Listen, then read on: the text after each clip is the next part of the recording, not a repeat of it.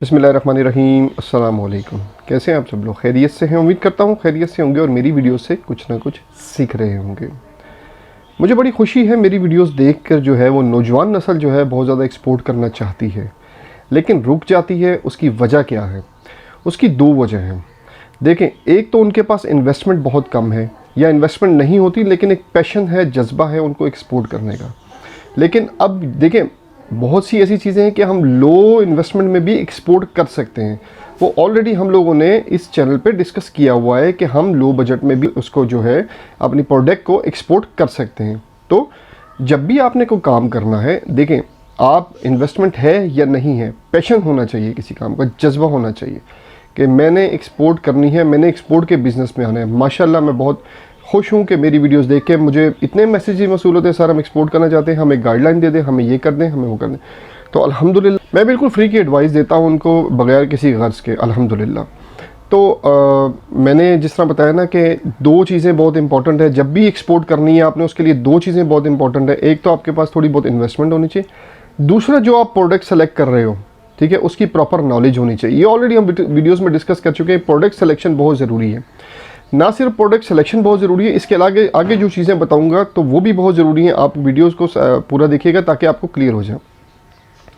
देखिए, आपने प्रोडक्ट तो सेलेक्ट कर ली, प्रोडक्ट के सप्लायर भी आ गए आपके पास, प्रोडक्ट का आपको पता लग गया किस पाकिस्तान के किस एरिया में ज़्यादा पाई जाती है। तो उसी हिसाब से आपने जो है अपनी प्रोडक्ट को, दूसरी वजह यही है कि हमें ये अपनी प्रोडक्ट की जो, या तो हमें प्रोडक्ट का आइडिया नहीं होता या हमें प्रोडक्ट की पूरी इन्फॉर्मेशन नहीं होती। देखिए, ये सबसे पहले आपको क्लियर होना चाहिए, जो आप प्रोडक्ट एक्सपोर्ट करना चाहते हो वो किस किस कंट्रीज़ में जा रही है, किस किस क्वांटिटी में जा रही है और कहाँ कहाँ और कौन कौन से बायर्स हैं। आया वो इंपोर्ट तो नहीं हो रही प्रोडक्ट जो आप से वो कर रहे हो, सेलेक्ट कर रहे हो।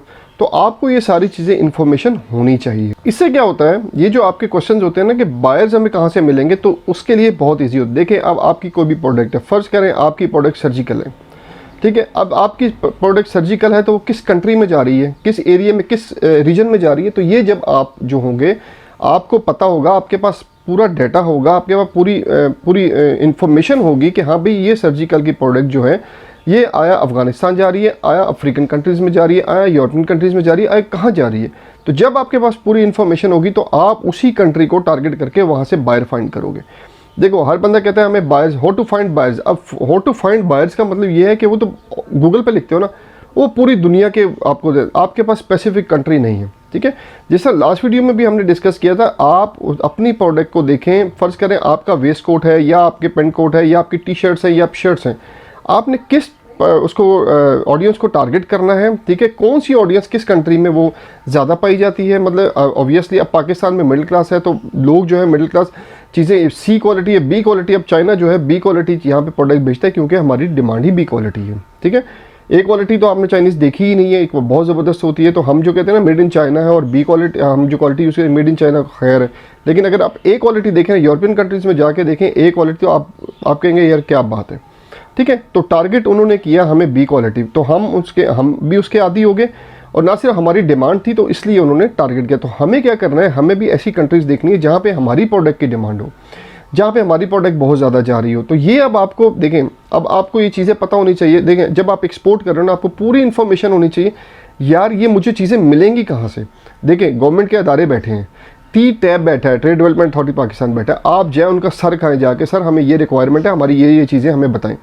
देखिए, जब तक आप सर नहीं खाएंगे आपको कोई इन्फॉर्मेशन नहीं मिलेगी। हम क्या करते हैं, हम जी बस एक्सपोर्ट करना है, हमें जी बायर दे दो और हमने बस चीज़ें कर देनी। आपके पास एक्सपोर्ट के पूरी इन्फॉर्मेशन होनी चाहिए।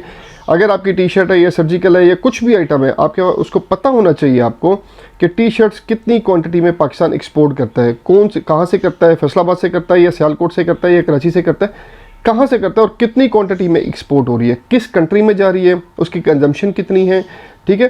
तो ये सारा कुछ आपको पता होना चाहिए, कितने कंटेनर जा रहे हैं, कितने वहाँ से मतलब कि अगर मज़ीद इन्फॉर्मेशन चाहिए हो, ये तो पाकिस्तान की इन्फॉर्मेशन थी, अगर मज़ीद इन्फॉर्मेशन चाहिए हो तो गूगल करें और पूरा डाटा आपको गूगल पे सब कुछ मिलता है आजकल, ठीक है।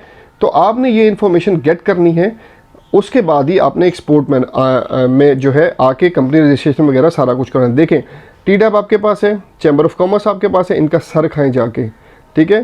टी टैब का सर खाएँ, बताएंगे, एक दफ़ा जाएंगे नहीं रिस्पॉन्स देंगे, 2 दफ़ा जाएंगे नहीं देंगे, तीसरी दफ़ा जाएंगे तो आप कहेंगे नहीं जी मुझे चाहिए, मुझे बताएं, आप मुझे गाइड करें, मैं एक्सपोर्ट करना चाह रहा हूँ, मैं एक्सपोर्टर हूँ, मुझे बताएं क्या, तो वो आपको गाइड करेंगे। ऐसा नहीं वो गाइड नहीं करेंगे, ठीक है। और बाकी इन्फॉर्मेशन भी सारी देंगे कि किस कंट्री में एग्जीबिशन लग रही है, किस कंट्री में, देखें वो सारा इनके पास रिकॉर्ड होता है क्योंकि एग्जीबिशन वगैरह यही लगाते हैं, किस कंट्री में एग्जीबिशन। और ये जो है ना सारे जो चैम्बर ऑफ कॉमर्स है ये जो है डेलीगेशंस लेके जाता है वहाँ से। अब जिस तरह इथोपिया का डेलीगेशन इन्होंने लेके जाना है अभी कुछ दिनों में, तो ये लेके जाते हैं, डेलीगेशंस लेके जाते हैं वहाँ पे मीटअप करते हैं। ऑब्वियसली कुछ अपने एयर टिकट वगैरह ये सारा कुछ इन्वॉल्व होता है इनमें।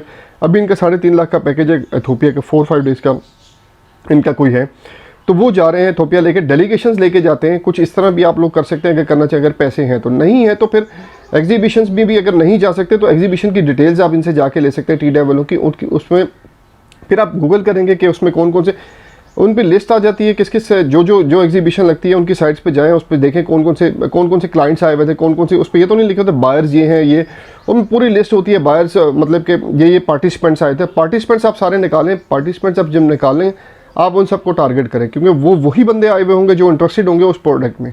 तो जो भी एग्जीबिशन लग रही है, फूड की एग्जीबिशन लग रही है, सर्जिकल की एग्जीबिशन लग रही है, सोलर का अगर काम करते हैं सोलर की एग्जीबिशन लग रही है, कोई भी एग्जीबिशन लग रही है तो आपने उसको टारगेट करना है। TDAP आपको ये भी बताएगा कि कितनी पाकिस्तान से इंपोर्ट हो रही है और कितनी एक्सपोर्ट हो रही है, ये भी बताएगा कौन सी प्रोडक्ट कितनी क्वांटिटी में बाहर जा रही है, सारी इन्फॉर्मेशन आपको TDAP देगा। TDAP से जो है आप लोग ताल्लुकात बढ़ाएं अपने, गवर्नमेंट का अदारा है वो सपोर्ट करता है, गवर्नमेंट काफ़ी सपोर्टिव है हमारी एक्सपोर्ट को। तो आप गवर्नमेंट के अदारों को मतलब कि जाएं उनके पास, उनके साथ बैठें, उनसे गपशप लगाएं, उनसे अपनी इन्फॉर्मेशन गेट करें और वापस आ जाएं। देखें सारी इन्फॉर्मेशन लें, उसके बाद ही आपने एक्सपोर्ट का काम शुरू करना है। एक्सपोर्ट देखें मुझे बहुत ज़्यादा क्यूरीज आती है सर एक्सपोर्ट का काम कैसा है। देखें काम तो कोई आसान नहीं होता, आपकी मेहनत है, आप मेहनत करोगे तो काम करोगे, आप जितनी मेहनत करोगे जितना गुड़ डालोगे उतना मीठा होगा। तो इसी तरह आप जितनी मेहनत करोगे, जितना टाइम दोगे, उस हिसाब से आपको रिजल्ट मिलेगा।